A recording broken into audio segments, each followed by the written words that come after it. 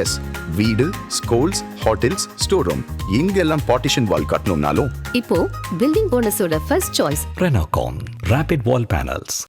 உள்ள 36 மாநிலங்களிலும் உள்ள அரசு மருத்துவமனைகளில் எங்கேயும் இல்லாத ஒன்று.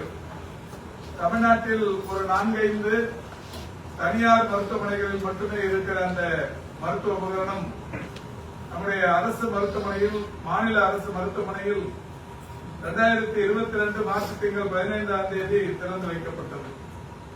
அந்த மேம்படுத்தப்பட்ட ரோபோட்டிக் அறுவை சிகிச்சைகளின் மூலம் இன்றைக்கு சிறுநீரகம் அறுவை சிகிச்சைகள், புற்றுநோய் அறுவை சிகிச்சைகள், நாளமில்லா சுரப்பி அறுவை சிகிச்சைகள், இருதய அறுவை சிகிச்சைகள், இரைப்பை குடலியல் அறுவை சிகிச்சைகள் போன்றவைகள் ரோபோட்டிக் முறையில் 3D பார்வை மூலம் உடல் உறுப்புகள் தெளிவாக தெரியும், துல்லியமாக தெரியும் என்கின்ற வகையில் அவற்றின் மூலம் இந்த அறுவை சிகிச்சைகள் சிறப்பாக மேற்கொள்ளப்பட்டிருக்கிறது.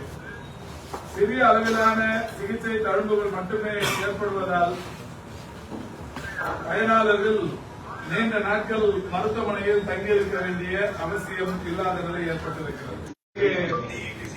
பாராட்டுக்களை தொடர்ந்து இதுவரை சற்றேறக்குறைய இந்த 2.5 ஆண்டு காலத்தில் 500 அறுவை சிகிச்சைகளை வெற்றிகரமாக மேற்கொண்டு மகத்தான சாதனை படைத்திருக்கிறார்கள்.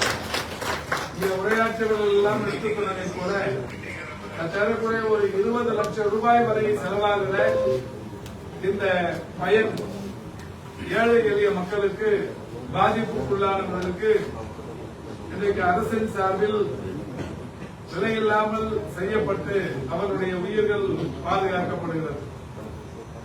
ஒவ்வொரு உயிரும் எந்த அளவுக்கு புனிதமானது, மிகப்பெரிய அளவிலான அந்த உயிரிழப்புகளை தடுக்கிற வகையிலான இந்த திட்டம் இங்கே தொடங்கப்பட்டதற்கு பிறகு 500 அறுவை சிகிச்சைகள் வெற்றிகரமாக நடைபெற்றிருக்கிறது. இன்னும் ஒரு கூடுதலான சிறப்பு, இந்த மருத்துவமனை வளாகத்தில் 2014 இருதயவியல் துறை தொடங்கப்பட்டிருக்கிறது. இந்த 2014 இருதயவியல் துறை தொடங்கப்பட்டதற்கு பிறகு இங்கே மேற்கொள்ளப்பட்டு வருகிற சிகிச்சைகள், குறிப்பாக இன்றைக்கு உலகம் முழுவதும் கொரோனா பேரிடருக்கு பிறகு இருதய நோய் பாதிப்புகள் என்பது அதிகரித்து வருவதை நாம் அனைவருமே நன்றாக அறிவோம். இளம் வயதினரும் கூட இருதய நோய் பாதிப்புகளுக்கு உள்ளாகி உயிரிழப்புகள் உலகம் முழுவதும் நிகழ்ந்து வருவதை நாம் பார்த்துக் கொண்டிருக்கிறோம். WHO, ICMR போன்ற நிறுவனங்கள் இது குறித்தான ஆராய்ச்சிகளை கடந்த 2 ஆண்டுகளாக தொடர்ச்சியாக மேற்கொண்டு வருகிறார்கள். இந்த நிலையில் அதற்கான தீர்வு, சிகிச்சை என்பதில் இந்த மருத்துவமனையில் தீவிரம் காட்டப்பட்டு ஒவ்வொரு நாளும் 500 - 600 பேர் இருதயவியல் பிரச்சனைகளுக்காக இந்த மருத்துவமனைக்கு வருகிறார்கள். அதோடு சேர்த்து ஒட்டுமொத்தமாகவே இந்த மல்டி ஸ்பெஷாலிட்டியில் கடந்த 5 ஆண்டுகளுக்கு முன்னால் 600-700 பேர் புறப்பயனாளிகள் தினந்தோறும் வந்து பயன்பட்ட அந்த நிலை மாறி தற்பொழுது 2500 பேர், அதில் குறிப்பாக ஒரு 600-700 பேர் இருதயவியல் பாதிப்போடு 2500 பயனாளர்கள் தினந்தோறும் இந்த மருத்துவமனைக்கு வருகிறார்கள். இதில் இந்த இருதயவியல் துறையை பொறுத்தவரை இருதய ஓட்டைகளை அடைத்தல், அடைப்புகளை நீக்குதல், ஸ்டண்ட் பொருத்துதல், ஆஞ்சியோகிராம் செய்தல், இருதய வாழ்வு பொருத்துதல், பைபாஸ் சர்ஜரி, இருதய மாற்று அறுவை சிகிச்சை என்று பல்வேறு வகையான தொடர் சிகிச்சைகள் இங்கே மேற்கொள்ளப்பட்டு வருகிறது. இப்படி மேற்கொள்ளப்பட்டு வருவதன் விளைவாக இதன் மூலம் கடந்த 4.5 ஆண்டில் பயன்பெற்றிருப்பவர்கள் மட்டும் 20,000 பேர். 20,000 பேர் இன்றைக்கு இந்த இருதயவியல் துறையில் பல்வேறு சிகிச்சைகளுக்காக இன்றைக்கு பயன்பெற்றிருக்கிறார்கள். பல லட்சம் செலவாகும் என்கின்ற வகையிலான இந்த சிகிச்சைகள் இங்கே மிக சிறப்பாக வழங்கப்பட்டு கைதேர்ந்த மருத்துவர் பெருமக்களால் மிக சிறப்பான வகையில் இந்த பணிகள் செய்து முடிக்கப்பட்டு கடந்த 4.5 ஆண்டில் மட்டும் 20,000 இருதய இணையீட்டு சிகிச்சைகள் மேற்கொள்ளப்பட்டு மிகப்பெரிய அளவிலான சாதனை படைக்கப்பட்டிருக்கிறது.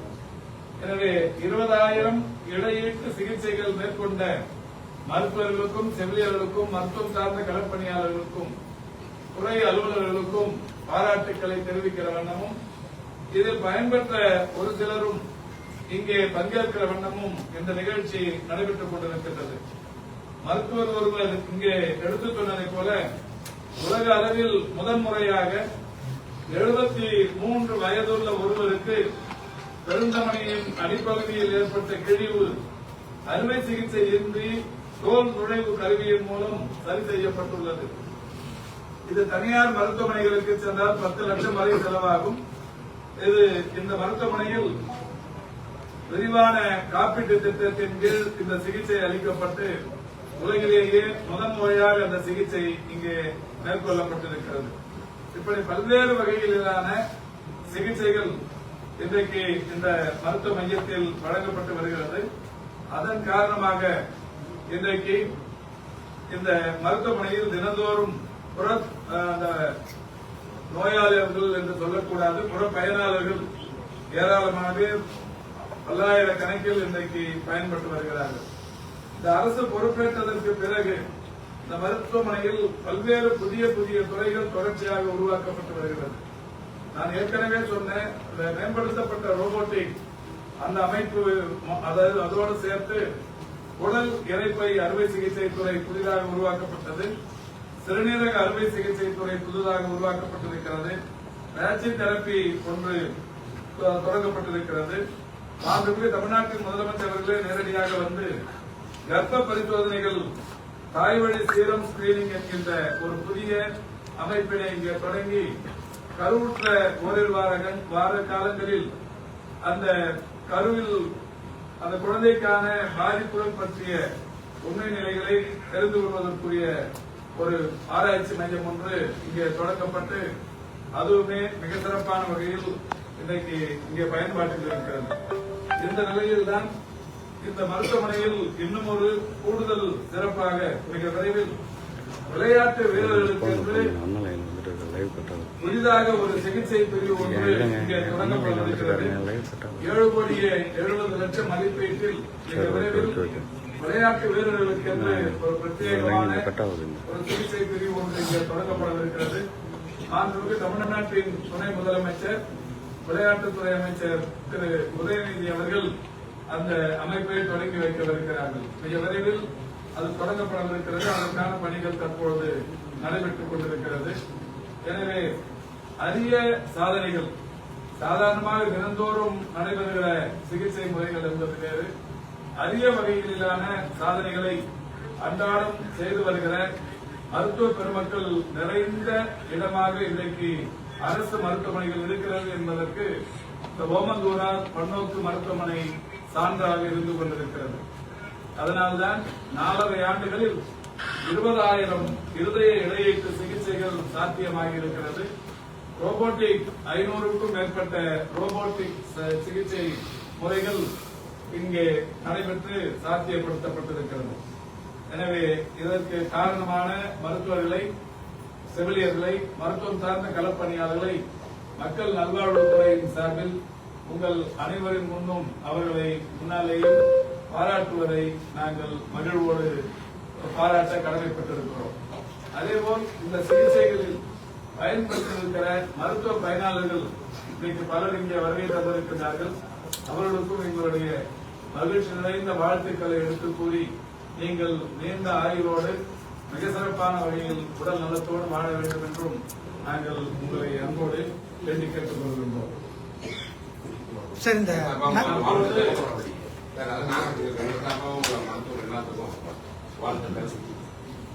நம்முடைய மருத்துவ மாணவர்கள் சேர்க்கையில் முழுமையாக நம்முடைய துறையின் சார்பில் அந்த மருத்துவ சேர்க்கை இடங்களுக்கான கலந்தாய்வு எல்லாம் நடத்தப்பட்டு 4 சுற்றுகளாக நடத்தப்பட்டு அனைத்து இடங்களும் பூர்த்தியான நிலையில் கல்லூரியில் சேர்ந்தவர்கள் இடையிலே நின்று விடுவது அல்லது பல்வேறு காரணங்களுக்காக அவர்கள் அதை விட்டு வெளியில் போய்விடுவது என்று இடைநிற்றல் போன்ற காரணங்களினால் மருத்துவ இடங்கள் 23 இடங்கள் காலியாக இருக்கிறது. அரசு கல்லூரிகளில் 1 தனியார் கல்லூரிகளில் 3 மேனேஜ்மெண்ட் கோட்டாவில் ஒரு 19 என்று 23 மருத்துவர் காலி பணியிடங்கள் இருக்கிறது. மருத்துவர் மாணவர் காலி பணியிடங்கள் இருக்கிறது. அதேபோல் பல்மருத்துவத்தை பொறுத்தவரை ஒரு 27 மாணவர் காலி பணியிடங்கள் இருக்கிறது. அது அரசு கல்லூரிகளில் 3 தனியார் கல்லூரிகளில் அரசு கோட்டா 21 மேனேஜ்மெண்ட் கோட்டாவில் 3 என்று 27 காலி இடங்கள் இருக்கிறது.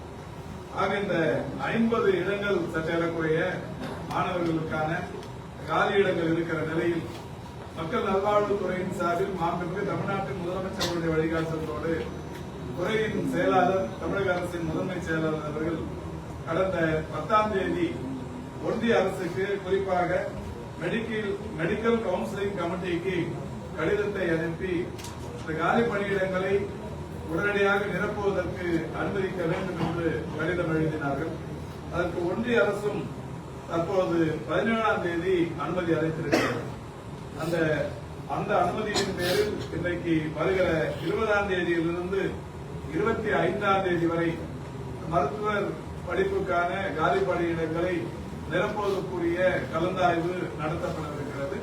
அதில் இந்த மருத்துவக் கல்வி மாணவர்களை பொறுத்தவரை 23 பேரும், பல் மருத்துவக் கல்லூரி மாணவர்களை பொறுத்தவரை, இளங்கலை மாணவர்களை பொறுத்தவரை 27 பேரும் ஆக இந்த 50 மாணவர்கள் மீண்டும் அந்த விட்டு போன இடங்களில் நிரப்புவதற்கு இந்த அரசு வேகமாக நடவடிக்கை எடுத்து அந்த ஒரு இடம் கூட காலியாக போனால் அந்த மாணவர்களுக்கு பாதிப்பை ஏற்படுத்தும் என்கின்ற நிலையில் இந்த 50 இடங்களையும் நிரப்புவதற்கு ஒன்றிய அரசிடமிருந்து அனுமதியினை பெற்று இப்பொழுது அந்த பணியினை அறிவித்திருக்கிறோம். எனவே இந்த நிகழ்வின் வாயிலாக பத்திரிகையாளர்கள் வாயிலாக இந்த 50 இடங்கள் வருகிற 20ஆம் தேதியிலிருந்து 23ஆம் தேதி வரை 4 நாட்கள் இந்த கலந்தாய்வு நடத்தப்பட்டு இந்த காலி மருத்துவ கல்வி இடங்கள் நிரப்பப்படும் என்பதை தெரிவித்துக் கொள்கிறோம். சார், இடையில மாணவர்கள் நின்றாங்க, எத்தனை மாணவர்கள் நின்றாங்க, அவங்களுக்கு ஏதாவது பெனால்டி வாங்கிருக்குமா? நம்ம ப்ராஸ்பெக்டிவ்ஸ்லயே சொல்லியிருப்போம். அதெல்லாம் பெனால்டி, அதெல்லாம் முழுக்க விதிமுறைகள் என்னவோ அதுபடி. எத்தனை மாணவர்கள் வசூல் பண்ணிருப்பாங்க? 23 பேருக்கு ஒருத்தர் கூட அது மாதிரி பணம் பண்ணாம இருக்க முடியாது. 23 பேருக்கையும் எம்பிபிஎஸ் பொறுத்த வரைக்கும் 23 பேர். 23 பேரும் என்ன காரணத்துக்காக விட்டுட்டு போனாங்களோ அவங்களோட அந்த கல்வி கட்டண விதிமுறைகள்ல இந்த ஃபீஸ் பிக்சேஷன் கமிட்டி எல்லாம் ஒரு தெளிவான விவரங்களை நிபந்தனைகளை விதித்திருப்பாங்க. அந்த நிபந்தனைகளின் அடிப்படையில் அதெல்லாம் வசூல் பண்ணிடுவாங்க. அந்த 23 என்ன காரணத்துக்காக விட்டு போனாங்கிறத தனித்தனியா வேணா உங்களுக்கு ரிப்போர்ட்டா கொடுத்துருக்கோம்.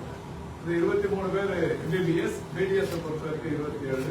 இந்த 50 இடங்களை நிரப்புவதற்கு உடனடியாக துரிதகதியில் செயல்பட்டு இந்த அரசு வேகமாக செயல்பட்டதன் விளைவு 10ஆம் தேதி துறையின் செயலாளர் ஒன்றிய அரசுக்கு குறிப்பா அந்த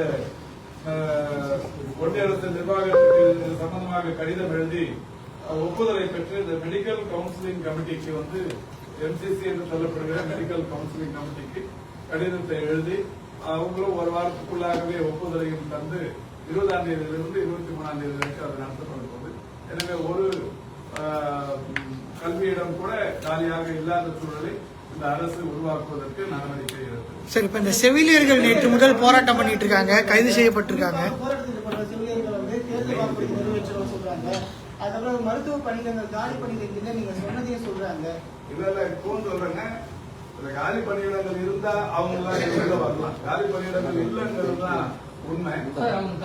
புதுசா உருவாக்கப்படுறதுங்கிறது சூழலுக்கு ஏற்ற மாதிரி, அதாவது உருவாக்கப்படுறதுங்கிறது வர்ற பயனாளர்களோட எண்ணிக்கை அதெல்லாம் பொறுத்து.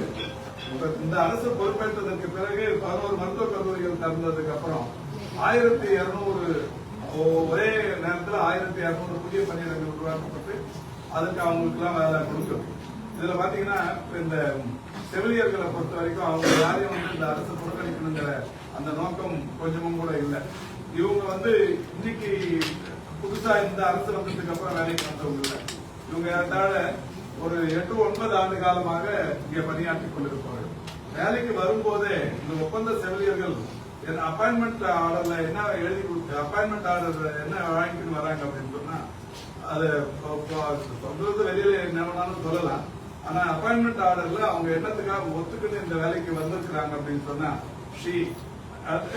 he cannot claim as a right for regular post in the time scale or time scale of pay on completion of 2 years of service. 2 வருஷத்துல வேலைக்கு சேர்ந்த உடனே அவங்க வந்து டைம் ஸ்கேல்ல எங்களை சேர்க்கணும்னு உரிமை கொண்டாட முடியாது. He will be observed into regular time scale of pay as and the vacancies arise according to the seniority of selection. காலி பணியிடங்கள் உருவாகிறத பொறுத்து இவங்க உள்ள சேர்க்கணும். இப்ப இந்த அரசு பொறுப்பேற்றதற்கு பிறகு எவ்வளவு காலி பணியிடங்கள் வருடந்தோறும் உருவானது அப்படின்னு சொன்னோம்னா ஒவ்வொரு வருஷமும் 2021 251 காலி பணியிடங்கள் உருவாச்சு. 251 பேருக்கு இது கொடுத்துருக்கோம், அவங்க நிரந்தரப்படுத்திருக்கிறோம். 2022 678 பேர் வேகன்சிஸ் கிரியேட் ஆச்சு, அதை ஃபில் பண்ணிருக்கோம். 2023 489 பேர் 489 பேருக்கான வேகன்சிஸை கிளியர் பண்ணிட்டோம். 2024 புதிதாக உருவான மருத்துவக் கல்லூரிகள் 11க்கும் சேர்த்து 1694 செவிலியர்களுக்கு நிரந்தரப்படுத்தப்பட்டிருக்கிறது. இதெல்லாமே நாம ஒவ்வொரு தடவையும் நிகழ்ச்சி நடத்தி அதற்கான ஆணைகளை தொடர்ச்சியாக கொடுத்துட்டு வரோம். அது மாதிரி 2025 சமீபத்தில் ஒரு 502 பேருக்கு தந்திருக்கிறோம். இப்பவும் கூட ஒரு 169 காலி பணியிடங்கள் உருவாகி இருக்கிறது. நான் திரும்ப சொல்றேன், இந்த செவிலியர் பணியிடங்கள்ல இப்ப காலியா உருவாக்கி இருக்கிற இடங்கள் 169. இந்த 169 தான் இப்ப இன்டர்வியூ முடிச்சாச்சு. இந்த 169 பேருக்கு இன்னைக்கு நாளைக்கு கவுன்சிலிங் முடிஞ்சு ஒரு 2 நாள்ல அவங்களுக்கு அந்த பதவி உயர்வு ஆணைகளை தரப்போம். நிரந்தர ஆணைகளை கல்வியல் வகுப்புல வரத தரப்போம். 2 நாள்ல இங்க டிஎம்எஸ் வளாகத்துல வச்சு கொடுத்துருக்கோம். இது வரைக்குமே ஒண்ணு கூட காலி இல்லாம வச்சிருக்கோம். ஆனாலும் கூட இவ்வளவு கொடுத்ததுக்கு அப்புறமும் இந்த அரசு வந்து கொடுத்திருக்கிறது மட்டுமே 3783 பேருக்கு பண்ணிருக்கோம். இது இன்னைக்கு நேற்றுக்கு உருவானது இல்ல, 8 வருஷமா 9 வருஷமா இருந்து வருது. இதுல 3783 பேருக்கு பண்ணிருக்கோம். இன்னும் பண்ண வேண்டியதுங்கிறது ஒரு 8000 பேர் அளவுக்கு இருக்கு. 8322 பேருக்கு பண்ண வேண்டியது இருக்கு. இப்ப அவங்களோட கோரிக்கையே நியாயமானது. நாங்க வந்து ரொம்ப நாளா இருக்கிறோம், எங்களை நிரந்தரப்படுத்தினாங்க. இப்ப அவங்களே இந்த கொடுக்கும் போதே அவங்களுக்கான இந்த அப்பாயின்மெண்ட் ஆர்டர்லயே காலி பணியிடம் உருவாகிற போதுதான் அவங்களுக்கு இந்த வேலை கிடைக்கும். இப்ப அவங்க குற்றம் சாட்டுறது ஏதாவது காலி பணியிடம் இருந்து எங்களை நீங்க நிரந்தரப்படுத்தலன்னு சொன்னா தவறு. உடனடியா துறையில உத்தரவிட்டு அன்னைக்கே பண்ண சொல்லுவோம். காலி பணியிடங்களே இல்லைங்கிற ஒரு சூழ்நிலை உருவாக்கி வச்சிருக்கோம். இப்பவுமே 169 காலியா இருந்தது, 169க்கு ஆர்டர் ரெடி பண்ணிருக்கோம். இப்படிப்பட்ட சூழ்நிலையில போராட்டங்கள் நடத்துறது வந்து ஜனநாயக உரிமை, அதை வந்து தப்பு சொல்ல முடியாது. அதே நேரத்துல இங்க துறையில வந்து அவங்க அப்பாயின்மெண்ட் ஆகும் போது வாங்கின உத்தரவுகள் இது எல்லாத்தையும் பார்த்துட்டு அந்த விதிமுறைகளையும் அவங்க தெரிஞ்சுக்கணும், வந்து பண்ணிட்டு இருக்குங்கிறது நல்லது. இன்னொன்னு யாரையும் இந்த அரசு விட்டுடாது. காலியாக அவங்களுக்கு வந்து வேற யாரையாவது ஏற்கனவே ஒப்பந்த அடிப்படையில் வந்தவங்களை விட்டுட்டு புதுசா யாரையாவது வச்சா பரவாது. அவங்கள மட்டும்தான் அதுல தொடர்ச்சியா அந்த சீனியாரிட்டி அதை வச்சு கொடுத்துட்டு இருக்கோம். அதுலயும் கூட இப்ப கொரோனா காலத்துல வேலை செஞ்ச ஒரு 714 பேர் அதுல வந்து கம்யூனல் ரொட்டேஷன் இல்லாம வந்துட்டாங்கன்னு சொல்லி நிறுத்திட்டாங்க. அவங்க கோர்ட்டுக்கு போனாங்க. இப்ப அவங்களுக்கு ஒரு முன்னுரிமை கொடுக்க சொன்னாங்க. இந்த ஒப்பந்த செவிலியர் இந்த லிஸ்ட்ல அவங்க சேர்க்க சொல்லிருக்காங்க. அது கம்யூனல் ரொட்டேஷனுக்கு எம்ஆர்பிக்கு அனுப்பி கம்யூனல் ரொட்டேஷன் அந்த சிஸ்டம் தான் அவங்க முடிச்சிருக்காங்க. 1-2 நாள்ல அந்த குறைகள் சரி செய்யப்பட்டு அவங்களையுமே திருப்பி சேர்க்கப்படும். அதனால ஒருத்தர் கூட இந்த துறையில வந்து நான் வேலை செஞ்சேன் பாதிச்சேன் அப்படிங்கிற மாதிரியான சூழல் கடந்த 4 ஆண்டுகளாக இல்லை என்பதை அனைவருமே நன்றாக அறிவார்கள். என்றாலும் அவர்களுடைய கோரிக்கையை நேரில் வந்தா பேச தயாராகும். அதே போல செவிலிய உதவியாளர்கள் வந்து 2008 அந்த கோர்ஸ் கொண்டு வரப்பட்டுதான் அவங்களுக்கு இது வரைக்கும் பணியாளை கொடுக்கல ஒரு குற்றச்சாட்டு 2 வாரத்துக்கு மேல் போராட்டத்தில் ஏற்பட்டாங்க. நர்சிங் அசிஸ்டன்ட்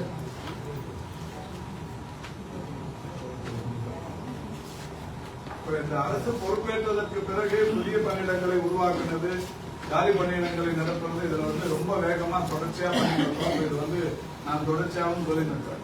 அன்னையில் கூட முன்னாள் சுகாதாரத்துறை அமைச்சர் தெரிஞ்ச காலி பணியிடங்கள் இல்லைன்னு சொல்றாங்க. இப்போவும் சொல்றோம் இல்லதான். நான் சொன்ன இப்ப இந்த செவிலியர்கள் 169 காலி பணியிடங்களுக்கு உடனடியாக இருக்கும். இப்போ சொல்ற இன்னைக்கே ஒரு 100-200 காலி ஆகும். ரிட்டையர்ட் ஆனாங்கன்னா அந்த இடம் காலி பண்ணிடும் தான். இப்போ மருத்துவர்களை பொறுத்த வரைக்கும் இந்த 2469 பேர் பணியாணைகள் தரும்போது 2026 வரை காலியாக போற இடங்களுக்கும் சேர்த்து கொடுத்தோம்.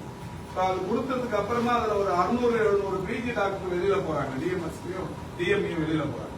அப்ப அந்த இடங்களை ஃபில் பண்ண வேண்டியது. அதுக்காக தான் இப்போ வந்து ஒரு 1100 மருத்துவர்களை எடுக்கிறதுக்கு பண்ணிருக்கோம். அப்போ காலி பணியிடங்களே இல்லைன்னு சொன்னீங்களே, இப்போ ஒரு 1100 பேர் எடுக்க போறீங்கன்னா இப்போ எடுத்தது அவங்களுக்கு வந்து பிஜி வந்து முதுநிலை கல்வி பயின்றவர்கள் அவங்களுக்கு அடுத்த ஸ்தானத்துக்கு போறப்ப அந்த இடம் காலி ஆகுது. அதை நிரப்பத்துக்கு இது பண்ணிருக்கோம். இந்த மாதிரியான சூழ்நிலை வேற எப்பவுமே இருந்ததில்லை. நேற்று கூட கவர்மெண்ட் டாக்டர்ஸ் அசோசியேஷன், அதாவது federation of government doctors association, பாக்டா, டிஎன்டிபி இவங்களுடனான நிர்வாகிகள் கூட்டத்தை நேற்றுக்கு நடத்தணும்.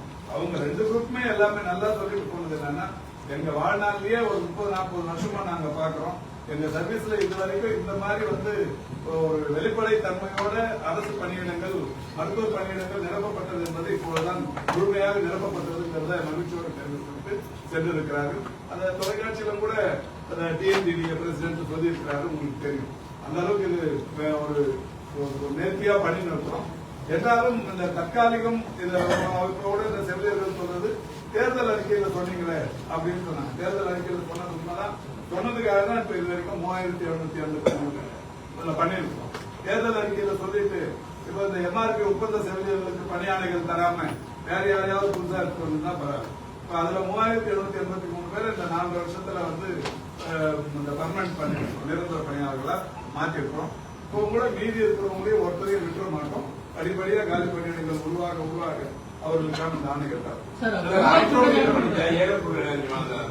மாணவர்களுக்கு வந்து 22,000 கம்ப்யூட்டர் கொடுத்தாங்க. அதே மணிக்கணியா தேவையான 22,000 வந்து கொடுக்கல. ஏன்னா அவங்க முதல்வர் வந்து பள்ளி மாணவர்களுக்கு அந்த மடிக்கணினி கொடுக்குற சிஸ்டத்தை வந்து ஒட்டுமொத்தமாகவே தரதா படம் இருக்கிறதால அதுக்கு தனியா தேவையில்லை. ரைட் ஆஃப் நியர்னு சொல்லிட்டு ஒரு முட்டையில வந்து பெங்களூர்ல ஒரு இஷ்யூ ஆச்சுன்னு சொல்லி உணவு பாதுகாப்புத்துறை உத்தரவு போட்டிருக்காங்க. அனைத்து மாநிலங்களும் வந்து தீவனம் மூலியமா அந்த விலங்கு பறவைகளை தீர்ப்பதற்கூடிய அந்த உணவுல வந்து அந்த ரைட் ஆஃப் நியரான அந்த கெமிக்கல் கலந்திருக்கு அப்படின்னு சொல்லிட்டு நம்ம தமிழ்நாட்டை என்ன சம்பந்தமான நடவடிக்கை இல்ல இப்ப ஃபுட் சேஃப்டி அதை கவனிக்கிறாங்க, ஃபுட் சேஃப்டி பாக்குறாங்க. எந்த டெல்லியில இருந்தோ இல்ல வேற எந்த மாநிலத்தில இருந்தோ புதிதாக எந்த விதமான பாதிப்புகள் இருக்கிறது என்று கண்டறியப்பட்டால் அது சம்பந்தமா உடனடியா இங்கேயும் நம்ம தீவிர நடவடிக்கைகள் எடுக்கப்படுது. இப்ப குறிப்பா நீங்க இந்த மூளை தின்னும் அமீபா கேரளாவில் உருவாக்கி உடனடியா நாம எல்லா இடத்துலயும் இந்த நீண்ட நாட்கள் தேங்கி இருக்கிற மாசுபடிந்த நீர் அது உடனடியாக ஆய்வு பண்ணணும்னு தமிழ்நாடு முழுக்க பண்ணிருக்காங்க. அந்த மாதிரியான பாதிப்புகள் எதுவும் இல்லை. அது மாதிரி எந்த ஒரு சின்ன விஷயம் அண்டை மாநிலங்கள்ல இருந்து தெரிஞ்சாலும் சரி, இல்ல ஒன்றிய அரசு அறிவிக்கிற எந்த விஷயமா இருந்தாலும் சரி உடனடியாக பண்ணிக்கலாம். நன்றி.